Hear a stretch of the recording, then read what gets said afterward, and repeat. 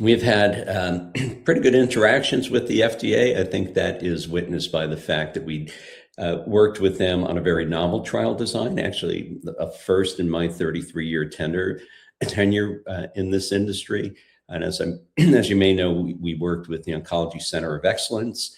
In that study design, they took our data, which was published from patients who had progressed on frontline, i.e. in the second line setting, and moved it into frontline, given that it was encouraging enough to utilize what they call their Project Frontrunner initiative.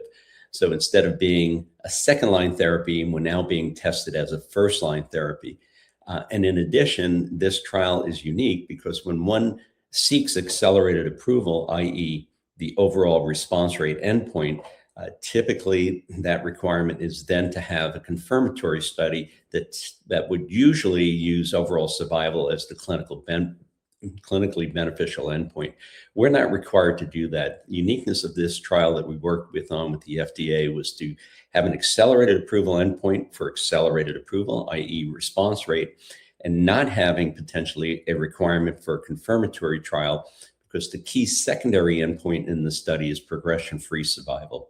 So when the trial matures, if we achieve the progression-free survival endpoint, that would satisfy the requirement for a confirmatory trial and could essentially take accelerated approval and allow the product to now have regular or so-called full approval in its marketing of IFx in combination with KEYTRUDA.